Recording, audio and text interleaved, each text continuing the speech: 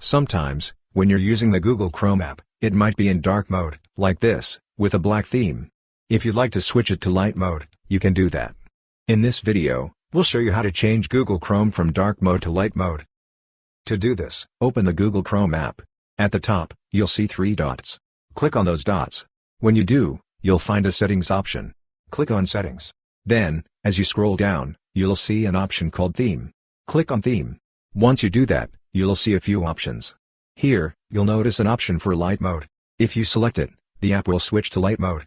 There's also a system default option. If you choose that, the Google Chrome app will match your phone's settings.